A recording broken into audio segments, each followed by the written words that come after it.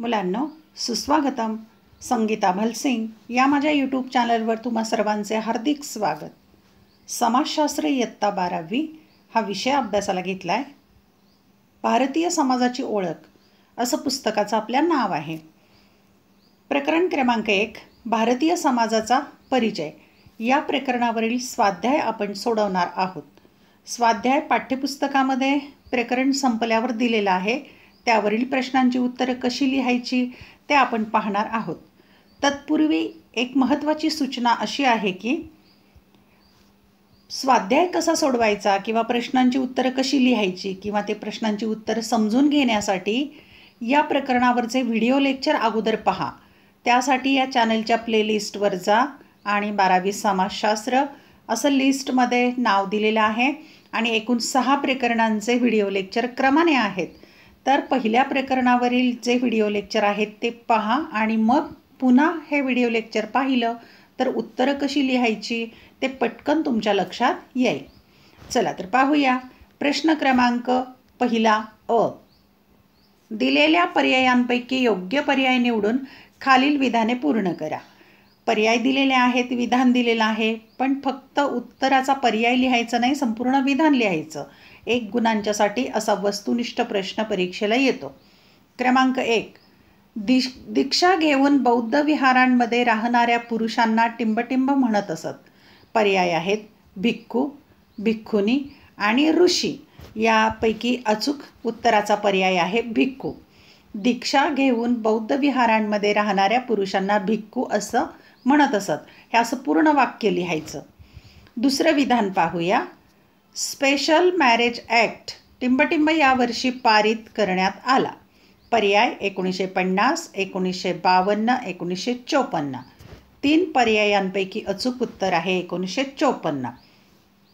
Special marriage act 1954 यावर्षी पारित करण्यात आला असं पूर्ण विधान लिहायचं 1 गुणाच्यासाठी. प्रश्न पहिल्यातलाच ब प्रश्न आहे. पुढील प्रत्येक गटातील चुकीची जोडी ओळखा व दुरुस्त करून लिहा. इथे हा पहिला गट दिलेला आहे की जोड्या लावून दिलेल्या आहेत, पण यातली एक जोडी चुकीची आहे. क्रमांक 1 राजमार्ग हिंदू धर्म बरोबर आहे. 2 तीर्थंकर जैन धर्म हे पण बरोबर आहे. 3 सेंट थॉमस शीख धर्म हे मात्र चूक आहे. आणि 4 अष्टांग मार्ग बौद्ध धर्म हे बरोबर आहे. म्हणजे तिसरं जी जोडी आहे ती चूक आहे. सेंट थॉमस याची जोडी आहे ख्रिस्ती धर्म. 1 गुणांच्यासाठी असा प्रश्न येतो. यानंतर क आकडा आहे पहा. प्रत्येक विधान वाचा आणि चौकटीत दिलेल्या योग्य संज्ञा ओळखून लिहा. चौकटीमध्ये संज्ञा दिल्या आहेत ब्राह्मो समाज, डॉक्टर B.R. आंबेडकर, हरिजन सेवक संघ हे 3 नावं दिलेत आणि 2 विधानं आहेत. पहिलं राजा राम मोहन रॉय यांनी स्थापन केलेली संघटना यातली कोणती आहे तर ती आहे ब्राह्मो समाज. म्हणून आपण संज्ञा लिहूया ब्राह्मो समाज. नंबर 2चं विधान पाहू. भारतीय संविधानाच्या मसुदा समितीचे अध्यक्ष होते डॉक्टर आंबेडकर. मग ते नाव लिहूया इथे डॉक्टर B.R. आंबेडकर. आणि हरिजन सेवक संघ राहिले तर त्याची जोडी महात्मा गांधीजींशी लागेल. प्रश्न क्रमांक पहिल्यातलाच ड आहे. अधोरेखित शब्दाच्या जागी अचूक शब्द लिहून विधाने पूर्ण करा. अधोरेखित म्हणजे अंडरलाईन केलेला शब्द आहे, तिथे दुसरा शब्द लिहायचा आहे. क्रमांक 1 मध्ययुगीन काळात खानकवा या धार्मिक स्वरूपाच्या संस्थांमध्ये प्राथमिक शिक्षण दिले जाई. आता प्राथमिक हा शब्द दिलेला आहे पण तो चुकीचा आहे अधोरेखित. मग तिथे अचूक उत्तर काय येईल तर तिथे अचूक शब्द येणार आहे अल्लाह विषयाच्या परमोच्च तत्वांचे. म्हणजेच मध्ययुगीन काळात खानकवा या धार्मिक स्वरूपाच्या संस्थांमध्ये अल्लाह विषयाच्या परमोच्च तत्वांचे शिक्षण दिले जाईल. क्रमांक 2चं विधान पाहू. थिओसॉफिकल सोसायटी स्थापन करण्यात महात्मा गांधींचा पुढाकार होता. आता इथे अधोरेखित शब्द महात्मा गांधींचा आहे, तो चुकीचा शब्द आहे. मग तिथे योग्य उत्तर येणार आहे Annie Besant, Shrimati Annie Besant. Theosophical society स्थापन करण्यात श्रीमती ॲनी बेझंट यांचा पुढाकार होता. 1 गुणाच्यासाठी असा वस्तुनिष्ठ प्रश्न येतो. प्रश्न क्रमांक आहे 2 टिपा लिहा. हा दुसरा प्रश्न. त्यातला पहिला पूर्ववैदिक काळातील शिक्षण संस्था 2. मध्ययुगीन काळातील भारतीय स्त्रियांचे सामाजिक स्थान, यावरील आपण सविस्तर टिपा पाहूया. क्रमांक 1 टिपा लिहामध्ये. पूर्ववैदिक काळातील शिक्षण व्यवस्था. उत्तरामध्ये क्रमांक देऊन मुद्दे मांडायचे. 1. पूर्ववैदिक काळात गुरुकुलात संस्कृत भाषेतील वैदिक ग्रंथांचे अध्ययन अध्यापन मौखिक पठन पद्धतीने केले जात असे. 2.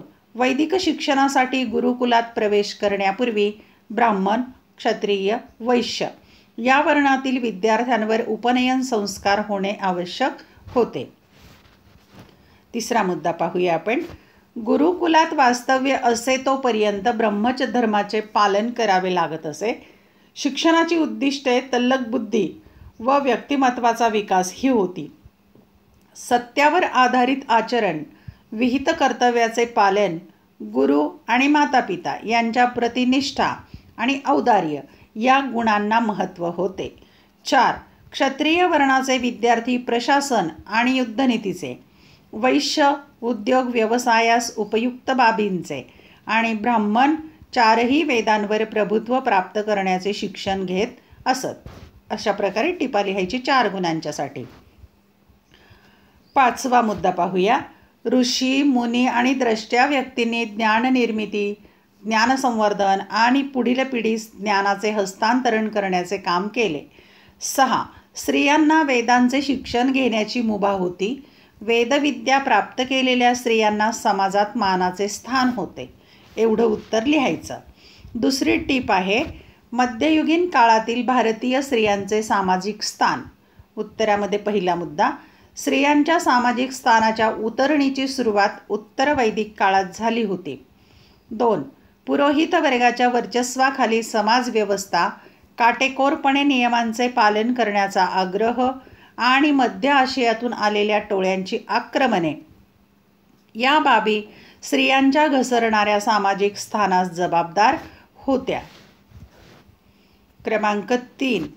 स्त्रियांच्या स्वातंत्र्यावर अनेक निर्बंध लादले गेले.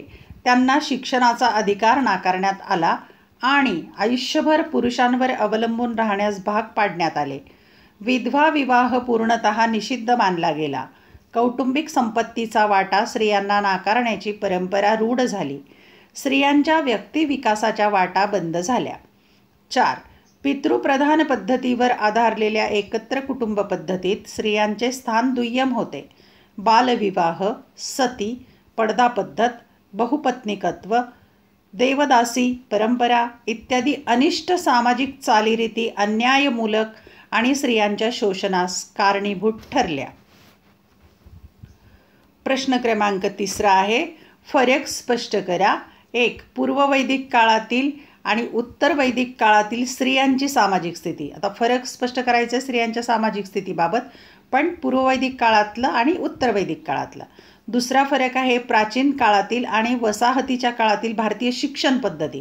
म्हणजे शिक्षण पद्धतीतला फरक आहे तो प्राचीन काळामधला आणि वसाहतवादाच्या काळामधला. आता याचा सविस्तर फरक आपण पाहूया. पूर्ववैदिक काळातील स्त्रियांची सामाजिक स्थिती. आता स्त्रियांची सामाजिक स्थिती पूर्ववैदिक काळातली पाहूया क्रमाने. 1. उत्तर वैदिक काळाच्या तुलनेत पूर्ववैदिक काळातील स्त्रियांचे सामाजिक स्थान उच्च दर्जाचे होते. 2. पुरुषप्रधान समाजव्यवस्थेत स्त्रियांचा दर्जा पुरुषांच्या बरोबरीचा नसला तरी प्रतिष्ठित होता. 3. स्त्रियांना उपनयन संस्काराचा अधिकार आणि वैदिक शिक्षण घेण्याची मुभा होती. वेदविद्या प्राप्त केलेल्या लोपामुद्रा आणि गार्गीसारख्या स्त्रियांना समाजात मानाचे स्थान होते. 4. स्त्रियांची भूमिका समाजोपयोगी आणि अर्थोत्पादक समजली जायची. त्यांना त्यांच्या आयुष्याचा जोडीदार स्वतः निवडण्याची मुभा होती. विधवा विवाहाला समाजाची स्वीकृती होती. एकपत्नीत्वाला प्राधान्य होते. कुटुंबाच्या स्थावर संपत्तीवर त्यांचा अधिकार मान्य करण्यात आला होता. अशी सामाजिक स्थिती पूर्ववैदिक काळात होती. आता आपण फरक स्पष्ट करू उत्तर वैदिक काळामधील स्त्रियांची स्थिती. उत्तर वैदिक काळातील स्त्रियांची सामाजिक स्थिती, त्यातला क्रमांक 1चा मुद्दा. उत्तर वैदिक काळात स्त्रियांच्या सामाजिक स्थानाची घसरण होऊन ते दुय्यम झाले.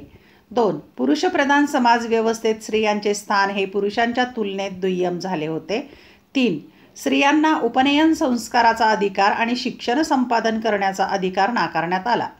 राजघराण्यातील व उच्चवर्णीय स्त्रियांना खाजगीरित्या शिक्षण प्राप्त करण्याची मुभा होती, मात्र बहुसंख्य स्त्रियांचे सामाजिक स्थान गौण होते.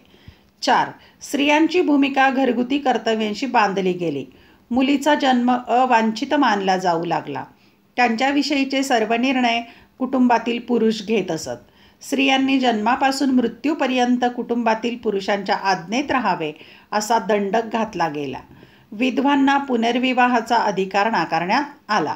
असा दोन्हीतला फरक आपण स्पष्ट केला स्त्रियांच्या सामाजिक स्थितीच्या बाबत. आता पुढचा फरक पाहूया आपण. प्राचीन काळातील शिक्षणाची पद्धती, भारतीय शिक्षण पद्धती प्राचीन काळातली पाहूया. क्रमांक 1.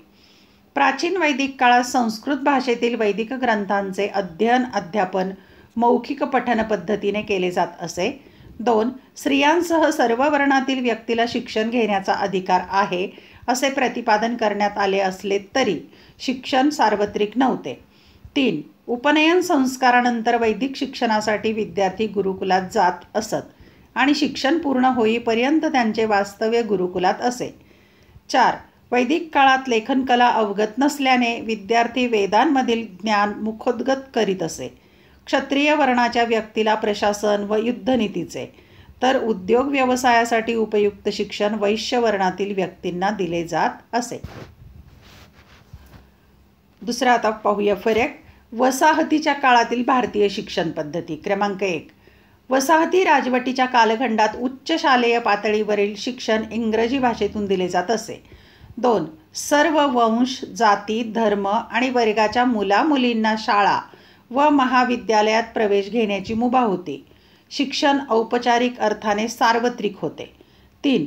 शिक्षणासाठी मुले व मुली शाळा व महाविद्यालयात प्रवेश घेत असत. बहुसंख्य विद्यार्थी स्वगृही राहूनच शाळेत किंवा महाविद्यालयात जात असत. परगावच्या विद्यार्थ्यांचे वास्तव्य वसतिगृहात असे. 4. आधुनिक काळातील शिक्षणाचे विषय व अभ्यासक्रम धार्मिक नव्हे तर लौकिक जीवनाशी संबंधित असत. यात गणित, विज्ञान, तत्त्वज्ञान, समाजशास्त्र, इतिहास इत्यादी विषयांचा समावेश असे. तांत्रिक व वैद्यकीय शिक्षण देणाऱ्या उच्च शैक्षणिक संस्था स्थापन करण्यात आल्या. अशा प्रकारे आपण शिक्षण पद्धतीमध्ये फरक काय होता ते पाहिलं. प्रश्न क्रमांक 4 आहे. खाली दिलेल्या संकल्पना उदाहरणासह स्पष्ट करा. 1. वर्ण. 2. सामाजिक कायदे. या संकल्पना आपण उदाहरणासह स्पष्ट करूया. क्रमांक 1. वर्ण. उत्तर. वैदिक कालखंडातील वर्णव्यवस्था समाजातील व्यवसायाधिष्ठित वर्गवारीवर आधारलेली होती. समाजाची ब्राह्मण, क्षत्रिय, वैश्य आणि शूद्र अशा 4 वर्णात विभागणी करण्यात आली होती. त्यामध्ये व्यवसायानुसार वर्ण बदलण्या इतकी लवचिकता होती. वैदिक कालखंडाच्या उत्तरार्धात मात्र यात बदल होत गेले आणि अधिक कडक निर्बंध असलेली पावित्र्य व विटाळ या कल्पित गोष्टींवर उभारलेली जाती व्यवस्थेची उतरंड प्रस्थापित होत गेली. अन्न, पाणी यांचे प्राशन करणे, पोशाख, व्यवसाय, पूजा पद्धती, सामाजिक व्यवहार, प्रवास इत्यादी सर्व गोष्टींवर या कल्पनांचा पगडा होता. उदाहरण. पुरोहित व बुद्धिजीवी वर्गाचा समावेश ब्राह्मण वर्णात, राज्यकर्ते व प्रशासक वर्गाचा समावेश क्षत्रिय वर्णात, व्यापारी, शेतकरी व व्यावसायिकांचा समावेश वैश्य वर्णात, हीन आणि हलक्या दर्जाची कामे करणाऱ्यांचा समावेश क्षुद्र वर्णात करण्यात आला होता. अशा प्रकारे टीप लिहायची. क्रमांक 2. सामाजिक कायदे. उत्तर. सामाजिक कायद्यांचा संबंध हा सामाजिक न्याय, समाज कल्याण, अपेक्षित सामाजिक सुधारणा तसेच भारतीय समाजातील दुर्बल घटकांना संरक्षण देणे या गोष्टींशी आहे. समाज सुधारणांचा प्रयत्न करणारे गट आणि संघ यांची संख्या वाढल्यामुळे प्रचलित दुष्ट प्रथांवर बंदी आणणारे कायदे अंमलात आणण्यासाठी ब्रिटिश सरकारवर दडपण आणणे त्यांना शक्य झाले. हे लक्षात घ्यायला हवे की केवळ कायदे करून समाज परिवर्तन साधता येत नाही, मात्र अन्याय, दडपशाही आणि शोषण यासारख्या गोष्टींना बळी पडलेल्यांसाठी त्यातून आशा निर्माण होते. उदाहरण पाहूया त्याचं. उदाहरण, ब्रिटिश राजवटीत अनेक अनिष्ट प्रथा व रूढींचे निर्मूलन करणारे कायदे करण्यात आले. सन 1829 मध्ये सती प्रतिबंध कायदा, तर सन 1856 विधवा पुनर्विवाह कायदा पारित करण्यात आला. स्वातंत्र्योत्तर कालखंडात सन 1961 हुंडा प्रतिबंधक कायदा, तर सन 2005 कौटुंबिक हिंसाचार प्रतिबंधक कायदा करण्यात आला. प्रश्न क्रमांक 5 पुढील संकल्पना चित्र पूर्ण करा. त्यासाठी विषय इथे गोलामध्ये दिला आहे, स्वातंत्र्योत्तर भारतातील राज्यसंस्था. आता या 4 गोलामध्ये उत्तरं आपण लिहूया संकल्पना चित्राची. संघ किंवा केंद्र सरकार, केंद्रशासित प्रदेश, राज्य सरकार आणि स्थानिक स्वराज्य संस्था हे स्वातंत्र्योत्तर भारतातील राज्यसंस्था अशा लिहायच्या. ब आकडा आहे. ब प्रश्न पाहू. खालील विधान चूक की बरोबर ते सांगून कारण स्पष्ट करायचं आहे. म्हणजे चूक की बरोबर आहे ते पण सांगायचं आणि त्याचं कारण पण सांगायचं आहे. 1. वसाहतवाद्यांच्या कायद्यांचा भारतीय समाजावर लक्षणीय प्रभाव पडला. 2. बौद्ध धर्म हा भारत व भारताबाहेरील अनेक भागांमध्ये पसरला. याचा आपण चूक की बरोबर कारण स्पष्ट करूया. 1. वसाहतवाद्यांच्या कायद्यांचा भारतीय समाजावर लक्षणीय प्रभाव पडला. उत्तर, वरील विधान बरोबर आहे. कारणे, त्यातले मुद्दे लिहू आपण. पहिला मुद्दा, सन 1861च्या इंडियन कौन्सिल ॲक्टद्वारा भारतीय विधिमंडळाची स्थापना झाली. सन 1892, 1909 आणि 1919 त्यांची व्याप्ती विस्तृत करण्यात आली. सन 1935चा गव्हर्नमेंट ऑफ इंडिया ॲक्ट हा भारतीय संविधानाचा मूलाधार आहे. 2. सन 1856च्या इंडियन युनिव्हर्सिटीज ॲक्टद्वारा भारतातील आधुनिक उच्च शिक्षणाची मुहूर्तमेढ रोवण्यात आली. यातून नवीन बुद्धिवादी वर्ग जन्माला आला आणि त्याने सामाजिक सुधारणेच्या चळवळी हाती घेतल्या. 3. सन 1861च्या इंडियन सिव्हिल सर्व्हिस ॲक्टद्वारा आधुनिक भारतातील प्रशासकीय व्यवस्था निर्माण करण्यात आली. तर 1861च्या इंडियन हायकोर्ट ॲक्टद्वारा न्याय व्यवस्था निर्माण झाली. 4. ब्रिटिश राज्यकर्त्यांनी अनिष्ट सामाजिक रूढी व प्रथांचे निर्मूलन करणारे कायदे केले. त्यातून सामाजिक सुधारणांना चालना मिळाली. 2. बौद्ध धर्म हा भारत व भारताबाहेरील अनेक भागांमध्ये पसरला गेला. उत्तर, वरील विधान बरोबर आहे. कारणे, त्यातलं पहिलं कारण, गौतम बुद्धांनी वैदिक धर्मातील अनिष्ट प्रथा, वर्णभेद, पुरोहित वर्गाचे वर्चस्व, यज्ञविधी व पशुबळी यांना विरोध केला. समाजातील सर्व स्तरातील व्यक्ती या धर्माकडे आकृष्ट झाल्याने त्याचा भारतात वेगाने प्रसार झाला. 2. सम्राट अशोकासारख्या राज्यकर्त्यांनी बौद्ध धर्माला आश्रय दिल्याने त्याचा प्रसार भारतात आणि भारताबाहेर दूरवर झाला. 3. तिबेट, चीन, मंगोलिया, म्यानमार, जावा, सुमात्रा, श्रीलंका इत्यादी बाहेरील देशात बौद्ध धर्माचा प्रसार झाला. 4. गौतम बुद्धांनी आपला उपदेश पाली या लोकभाषेत केल्याने त्यांचे विचार समाजातील सर्वसामान्य लोकांपर्यंत पोहोचले. प्रश्न क्रमांक 6, आपले मत नोंदवा. 1. जैन आणि बौद्ध धर्मामुळे लोकांमध्ये आशा निर्माण झाली. 2. समाज सुधारणेच्या चळवळी 21व्या शतकातही सुरू आहेत. याबाबत आपलं मत नोंदवायचं आहे. क्रमांक 1. जैन आणि बौद्ध धर्मामुळे लोकांमध्ये आशा निर्माण झाली. उत्तर, क्रमांक 1. उत्तर वैदिक काळात वर्णपद्धती अधिकाधिक ताठर होत गेली आणि तिचे रूपांतर उच्च नीचतेच्या स्तरांमध्ये झाले. पुरोहित वर्गाच्या वर्चस्वामुळे पवित्र आणि अपवित्र या विचारांच्या आधारे समाजात बहुसंख्य असलेल्या शूद्र आणि अतिशूद्रांना सामाजिक अवहेलना व शोषणाला सामोरे जावे लागले. 2. पुरुषप्रधान संस्कृतीमुळे स्त्रियांना गौणत्व प्राप्त झाले. 3. या प्रतिकूल परिस्थितीत वर्धमान महावीर आणि गौतम बुद्ध यांनी प्रस्थापित रूढी व परंपरांना विरोध केला. मोक्षाचा हक्कही समाजातील सर्व घटकांना असल्याचे प्रतिपादन केले. 4. स्त्री पुरुष समतेचा विचार लोकभाषेत मांडला. त्यामुळे सर्वसामान्य लोकांचा आत्मविश्वास वाढला आणि जीवनाविषयी आशा निर्माण झाली. क्रमांक 2. समाज सुधारणेच्या चळवळी 21व्या शतकातही सुरू आहेत. उत्तर क्रमांक 1. सामाजिक विषमता, दुर्बल घटकांचे शोषण आणि त्यांच्यावर होणारे अन्याय हे प्राचीन काळापासून आजतागायत कायम आहे. 2. वर्धमान महावीर आणि गौतम बुद्ध यांच्या बंडखोरीमुळे समाजाच्या सर्व स्तरातील व्यक्ती आश्वस्त झाल्या. 3. भक्ती संप्रदायातील संतांच्या प्रयत्नांमुळे समतेचा आणि मानवतेचा संदेश सर्वदूर पोहोचला. 4. ब्रिटिश राजवटीत काही अनिष्ट रूढी व प्रथांचे निर्मूलन करणारे कायदे झाले. 5. स्वातंत्र्योत्तर कालखंडात समता आणि स्वातंत्र्य या विचारांना प्रतिष्ठा प्राप्त झाली. 6. असे असूनही पर्यावरणाचा नाश, स्त्रियांवरील अत्याचार, दलित आणि आदिवासींचे शोषण चालूच आहे. त्यामुळेच त्याविरुद्ध संघर्ष करणाऱ्या 21व्या शतकात समाज सुधारणा चळवळी सुरूच आहेत. प्रश्न क्रमांक शेवटचा 7वा प्रश्न आहे. पुढील प्रश्नांचे उत्तर सविस्तर उत्तर लिहायचं. दीर्घोत्तरी प्रश्न आहे, कमीत कमी 150 शब्द. पुढील मुद्द्यांच्या आधारे आजचा भारतीय समाज कसा बदलत गेला आहे याची उदाहरणासहित चर्चा करा. भारतीय समाज कसा बदलत गेला त्याचं उत्तर लिहायचे. मुद्दे दिलेले आहेत. 1. इंग्रजी भाषा हे शिक्षणाचे माध्यम. 2. मतदानासाठी असलेली वयोमर्यादा कमी होणे.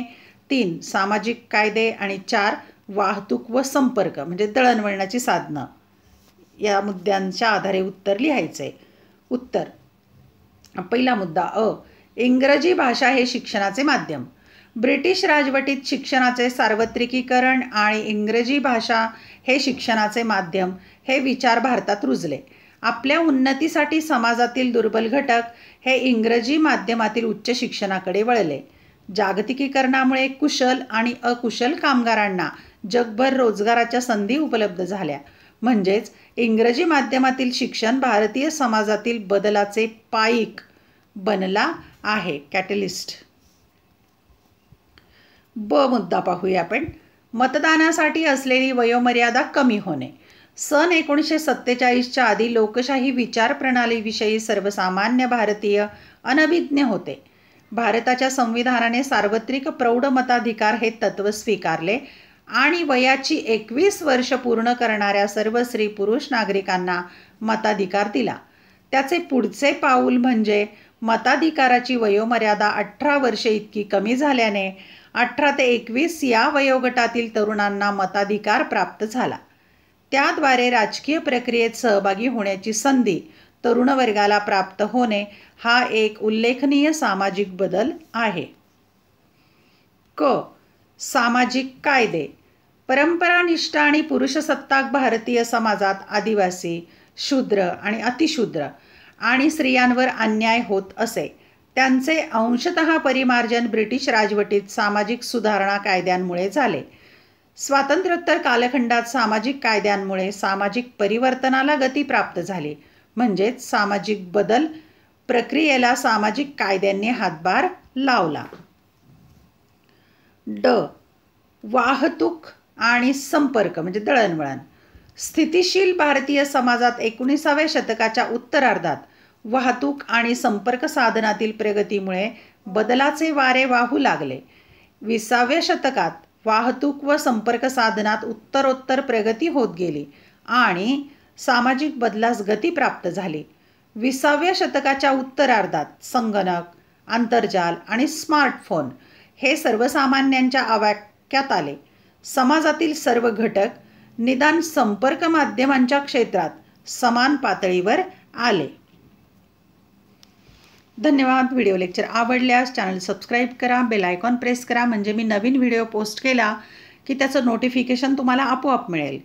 तसेच व्हिडिओ लेक्चर पाहायला फुकट आहेत त्यामुळे लाईक, कमेंट, शेअर करायला विसरू नका. या चॅनलच्या प्लेलिस्टला जरूर भेट द्या. अभ्यासासाठी शुभेच्छा.